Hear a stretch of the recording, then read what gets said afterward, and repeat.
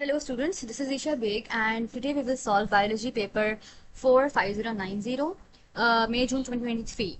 So this is the alternative to the practical. Previously this paper was known as paper 6 and from 2023 as the syllabus got changed, the name of the paper has also been changed to the paper 4. However, the paper carries the same time duration, the same total marks, and the same question number. Previously, the paper used to be comprising of either two questions or three questions, and this is the same case after 2023. Nothing has been changed, the paper pattern or the time duration or the total marks. All right, just the name of the paper has been changed from paper 6 to paper 4. All right, so I'm repeating myself once again that we are solving May June 2023 paper 425090, that is for O levels, and this is alternative to the practicals. All right, so moreover, I wanted to tell you guys before starting with the paper, I wanted to make you guys realize this, that everything that we are doing on this channel is for the cause of the Palestine. So if you have not subscribed, liked and shared our channel and the videos, please do so that you can also play your part in saving the lives of the poor and the very innocent people of the Palestine. All right, so with this note, let's begin with our paper. So this is question number 1. All right, so students, let's read the question number 1, which says that some students investigated the movement of water by osmosis using a potato tissue. All right, so they were provided with the balance 5 cylinders of potato tissue with equal diameters, 5 different concentrations of sodium chloride solution at room temperature, 5 test tubes, a sharp knife, a white tile, a marker pen or a pencil, and paper towels. They use the following method to label. These are the following method in which they label the test tubes from 0 to 4, 6, 8%. All right. Then they cut each potato cylinder so that each has a mass of 3 grams. All right, so what did they do? They took a potato and they cut each potato into 5 different cylinders of the same masses, that was 3 grams. All right, so then what did they do? They placed each cylinder into each test tube. All right, then they add the matching concentration of salt solution to each test tube so that the potato cylinder in it is covered as shown in figure 1.1. Let's have a look at figure 1.1, which shows that it has 5 test tubes as written in the question. The test tubes were labeled with each concentration of the salt solution, and each potato cylinder was put inside the test tube. All right, so let's read ahead that note the time and leave the potato cylinder in the solution for at least how many minutes? 40 minutes. All right. Wait, I guess it's better to highlight this because using a pen is creating a mess over here. So yeah. So they kept the potato cylinders for 40 minutes, and then after 40 minutes, they removed the potato cylinder from the test tube, dried each potato cylinder using a paper towel, measure and record the mass of each potato cylinder. So what did they actually do was that they cut each potato into the cylinders. They put each cylinder into the different test tubes labeled as 0%, 2%, 4%, 6% and an 8% salt solution. They noted the time at which they were placing the cylinders and they covered each test tube with a lid. All right. Then after 40 minutes, they took out the potato cylinders and they dried each potato cylinder using a paper towel. So the key point to approach the question in the paper 4 or alternative to practical is to read the question carefully because they have given the clues in the question. All right. So which apparatus were they using to dry the potato cylinder? They were using paper towels, and then they were measuring and recording the mass of each potato cylinder after 40 minutes. All right, so I hope this was clear. Let's move ahead. Part A, part 1 says that complete the column headings for 1.1. All right. So where is table 1.1? Here the table is of 1.1. All right, so the table consists of the 4 columns: percentage concentration of salt solution, they have starting mass, they have final mass, and they have changing mass. We all know that the units for the mass, for the units to measure the mass is grams. All right, so this was easy. So the unit is gram, so we're going to write the gram over here. All right. Moreover, there is a rule for making the tables. You should all know for your future exams as well as for this exam that once you make the table, you include the units of the measurements in the first heading of each column. All right, and then you do not add any unit in the subsequent values. Alright, so see, the starting mass represented by grams, and we're just writing down the values. Alright, I hope this makes sense to you all. So we scored 1 mark by writing the correct unit in the columns. Then now come towards part 2. Figure 1.2 shows balanced readings for potato cylinders taken from 0% to 8% salt solution after 40 minutes. So this is salt cylinder at 0% salt solution. This is cylinder at 8% salt solution. Alright. So record these masses as final mass in the table 1.1. So this carries 2 marks. You are going to get the 2 marks very easily if you fill the table correctly. Like they're saying that at 0% salt solution, the final mass was 3.9 grams. Okay. So we are going to write down over here 3.9. Okay, and the final mass of 8% 8% salt solution is 2.2. Okay, so 8% salt solution is 2.2. Alright, so we added the final masses of each concentration asked in the question and scored 2 marks from this. Now let's come up towards part 3, which says that complete table 1.1 by calculating the change in mass. Calculating the change in mass for each of these cylinders of the potato. So the change in mass of 0% salt solution would be final minus initial. So the change in mass is always calculated as final minus initial. Alright, so the final was 3.9. The final was 3.9. And the initial was 3, so the final answer would be, the change in mass would be positive 0.9. Now then come up towards 8% salt solution, that is final minus initial, so 2.2 minus 3 would be minus 0.8. Alright, so now let's come up towards part 4, which says that water can move into and out of the potato cells by osmosis. Salt cannot move into and out of the potato cells. So they are saying that only water can move into and out of the potato cells. Salt cannot move into and out of the potato cells. Use this information to explain the results in test tube containing 6% salt solution. So 6% salt solution is this.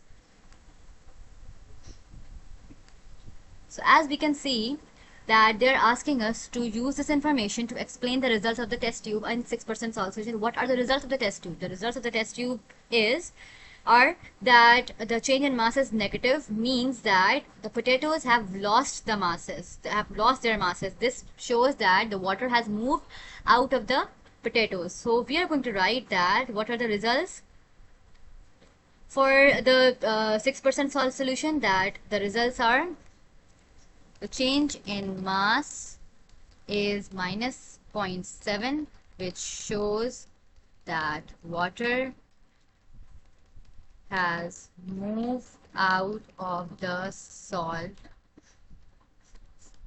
solution through osmosis, and potatoes have lost the mass in 6% salt solution.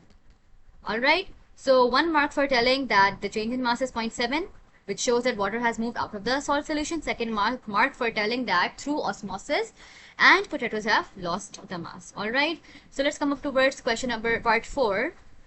We're still on the same question though. So part 5. So part 5 says that explain why it is important that all the potato cylinders have the same mass at the start of the investigation. So this is a very good question.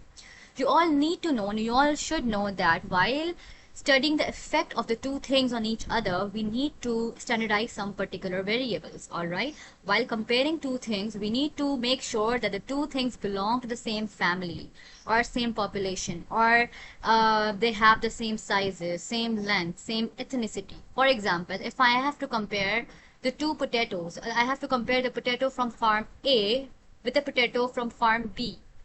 Alright, I am going to make the comparison with the two potatoes. So I am going to use the same mass of the potato, same size of the potato, same species of the potato, plant. All right, I cannot compare potatoes with tomatoes. There is no comparison between potatoes and tomato. If I'm going to compare potato with tomato, I am making a very invalid comparison.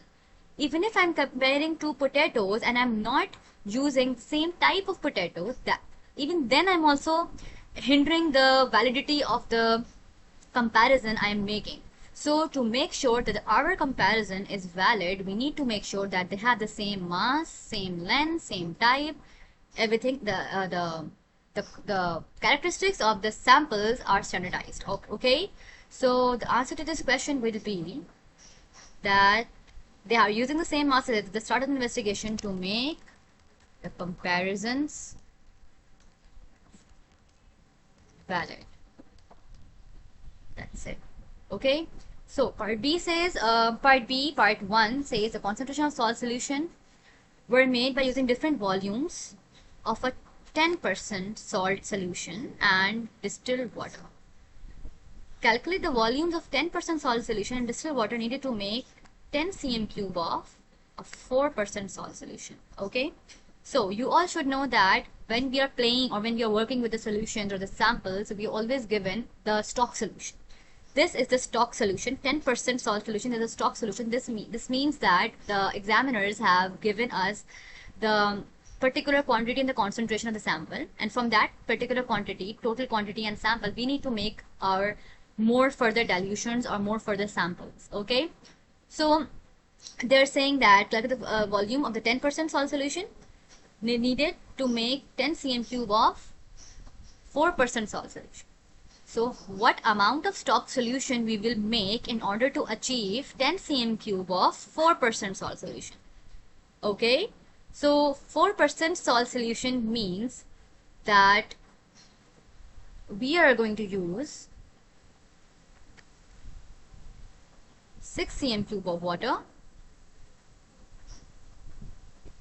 6 cm cube of water, and 4 cm cube of salt solution. This is going to give us the 4% salt solution.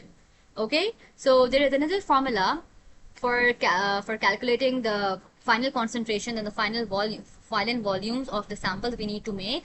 That is C1 V1 equals to C2 V2. Okay. So you can work with this formula and get the final volume, which you will be required to add in order to make the concentration given in the question above. Okay. So part 2 says that explain why using a 10 cm cube measuring cylinder is better than using a 50 cm cube beaker for measuring the volumes of distilled water and salt solution. First of all, we need to look back at the question again, that what volumes of distilled water and salt solution are we using or are we measuring? The volumes were 6 cm cube and 4 cm cube. All right. So do you think that there is a need to use such big size of the beaker to just measure 6 cm cube and 4 cm cube? Like for instance, if I need to add 1 tablespoon of a salt in my curry, will I measure the salt from a whole damn cup? Will I? No, obviously, because that is going to hinder or that is going to affect the precision of my measurements, right? Yes or no? Right? So to make sure that my measurements are precise, I am going to use a suitable spoon to add a tablespoon of salt in my curry. The same way in the laboratories, we need to use the suitable apparatus to measure certain amounts of the samples. If I have to measure 6 cm cube or 4 cm cube, I can easily use 10 cm cube of measuring cylinder rather than using 50 cm cube of beaker, because that is going to be more precise for my experiment. All right. So the reason being for using the 10 cm cube measuring cylinder is that to make sure that our measurements are precise. All right. Now, part 3 says explain why it is important that the students dry the potato cylinders before obtaining their final mass. So, when the potatoes were taken out of the sample, were taken out of each test tube, they obviously had some amount of water in them. All right. So, basically, why are we going to dry our samples? We are going to dry our sample so that the only change in water that will be recorded will be the change due to the loss or gain of the masses of the, because of the osmosis. Okay, so we need to remove or eradicate every environmental factor before recording our final results to make sure that the investigations or the result of our experiments are more valid. Okay, so why are we drying? Why did they dry the potato cylinders? To make sure that the change in mass recorded is only due to the movement of water into and out of the potato cylinders, and to make investigation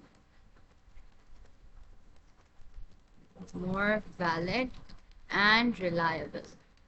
All right, so this was the reason. Now let's come up toward part C and part 1, which says that construct a graph of percentage concentration of salt solution against change in mass. Join your point with ruled line. So I labeled the graph for you before starting this video to prevent wasting our time in plotting the graph. So this was percentage salt solution, and this is the change in mass. Okay, this is the change in mass, that is in grams. Okay, so I forgot to label the axis over here, so let's label the axis change in mass. Always include the units as well, grams. All right, so let's fill up this graph together, that percentage concentration of salt solution against change in mass. So 0% salt solution had 0.9 change in mass. Wait, let me first zoom this more for you.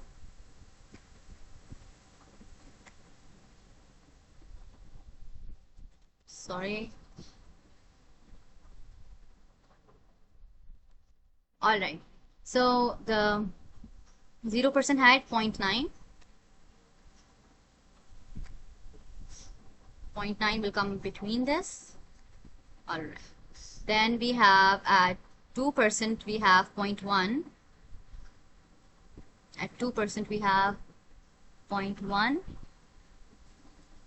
Then at 4% we have minus 0.5. 4% we have minus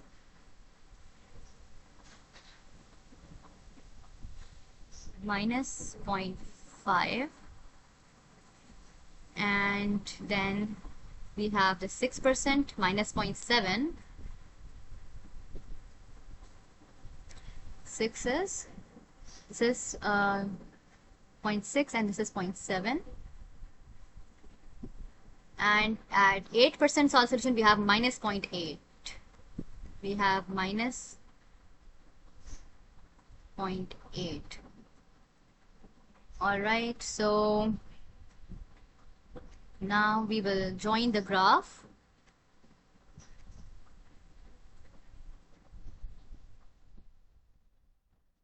From here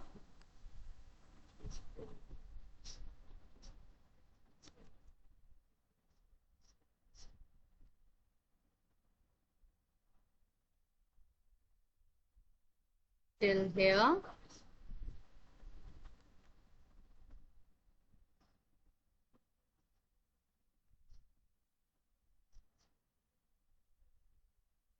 We are going to join each point and joining into a curve with ruled lines. Obviously this is going to be more neat when you will solve it on the paper. And here we scored 5 marks. All right, for labeling the axes, for labeling the units, for marking the points correctly. All right, so part C says, all right, moreover, I didn't fill the complete of it. 0.6.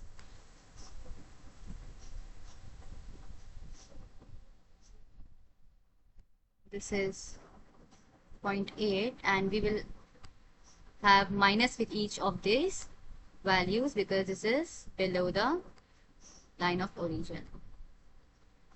Now the graph is completely accurate and complete. All right, so let's move ahead. Part 2 says each potato cylinder had a starting mass of 3 grams. We know that. Use your graph to determine the final mass of a potato cylinder. Final mass of the potato cylinder placed in a 3% salt solution. 3%. So obviously we are going to look at the 3% solid solution and final mass. Alright, so 3% solid solution is going to be over here, and we will take this, extend this line. So this will make, this is 0.3, right? So this will make 0.2 to 0.4 or 0.25. all right, so this is going to make the 0.25 of the change in mass. all right, so make sure that this is the change in mass. So for the final mass, we will obviously minus 0.25 from 3. all right, so that is going to make 3 minus 0.25. This is going to make 2.75. I'm doing this on my calculator, which I cannot obviously show on the screen. So 2.75.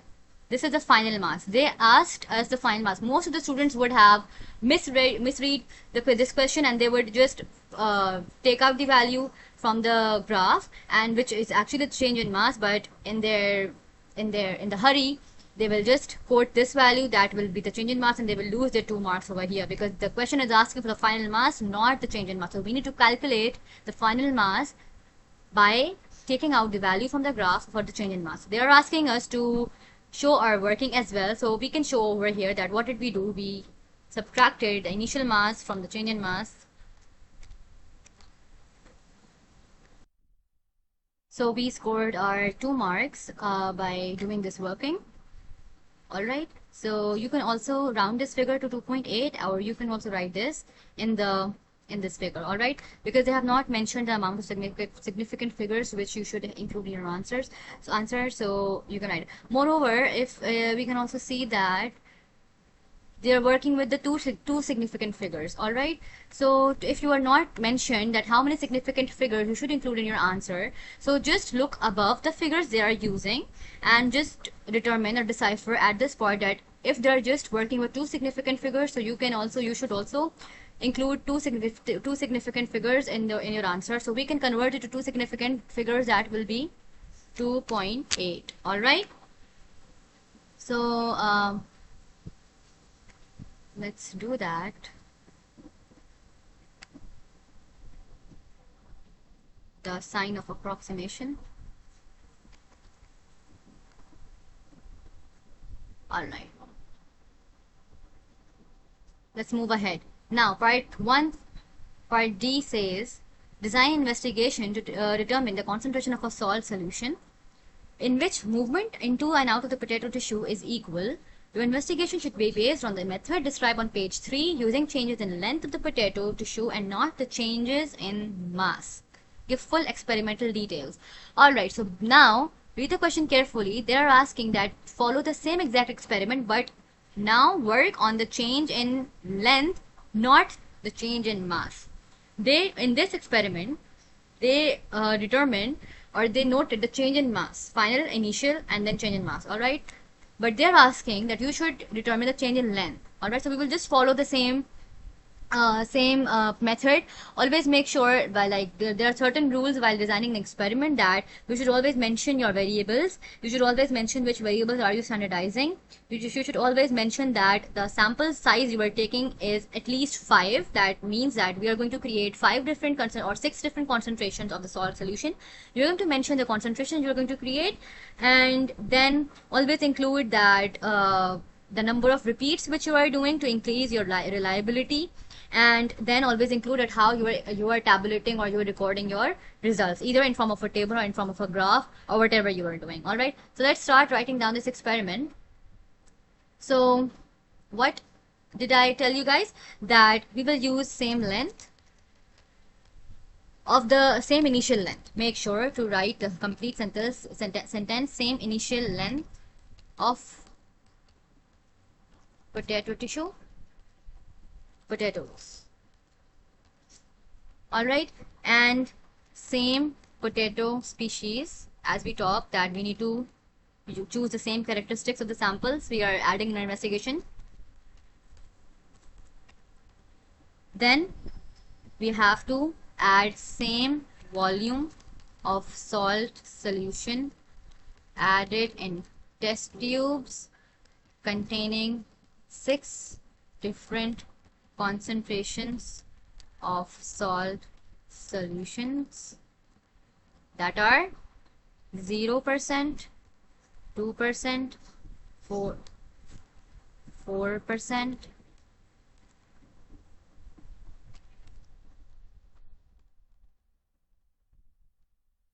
6%, 8%. All right. Then leave for 40 minutes. Cover with the lid. Measure the length, final length of potatoes. Calculate the change in length, and then plot the graph of concentrations of salt solutions against the change in length. Alright, so this was how you need to design an experiment by giving the full details. Now, part 2 says identify the dependent variable in the investigation you have designed. So the dependent variable is the variable that we are recording. So what were we recording? We were recording the length of the potato strips, right? So the dependent variables would be length of potato strips. Alright, moreover, I could just have written the length over here, but that would have made my answer very vague and I would not have scored any mark from this answer, from this question. Why is that so? Because we need to specify, we need to make sure that our answers or the lines of our answers are not vague and are easy for the examiner to understand. Alright, so with this note, let's move ahead. Part E, part 1 states that potatoes store starch. Describe a test to confirm the presence of starch. Include the observation for a positive results. Everybody knows that the test that we have to do to check the presence of starch is the iodine solution test, and they're asking to describe as well. So put 2 to 3 drops of iodine and note the color change from orange to blue black. This will show the presence of starch inside. Alright, so part 2 says the starch will be broken down into glucose for the plant to use in respiration. Name the reagent used to test for the presence of glucose. The simple name is Benedict's reagents. So these two questions shows that the importance of learning the food test, the biochemical food test, the protein test in which Biovit's reagent was being used and we were noting the color change, the starch test in which iodine solution was being used, and the sugar test, the glucose test in which the Benedict solution was being used. Now, move ahead to question number 2, which says that figure 2.1 is a photograph of a leaf from a potato plant. In the space below, make a large drawing of the leaf as it appears in figure 2.1. Alright, so we just need to copy this entire drawing in a simple line drawing in the space below. Okay, so we can do it.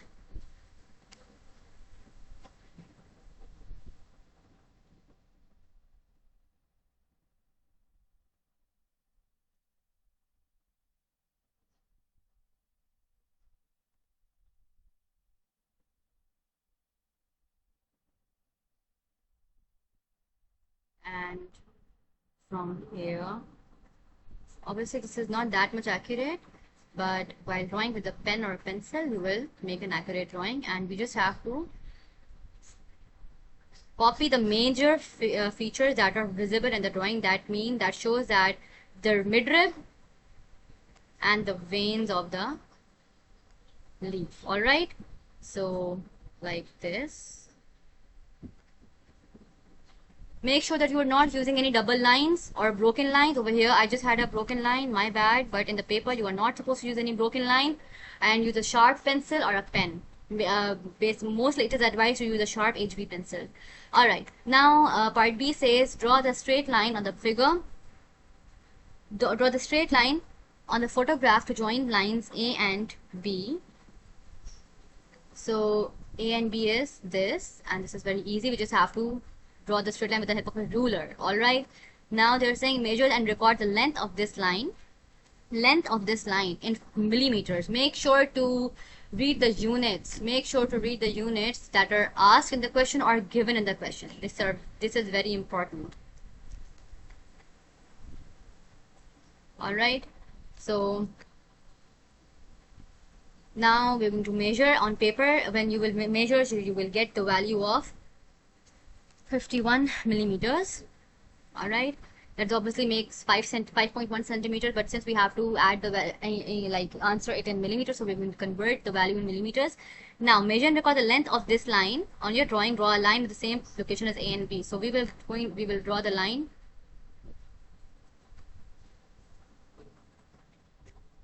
and on the same location A and B, and we will measure this length. Alright, so this length, for me this length is 7 centimeters, so this means 70 millimeters.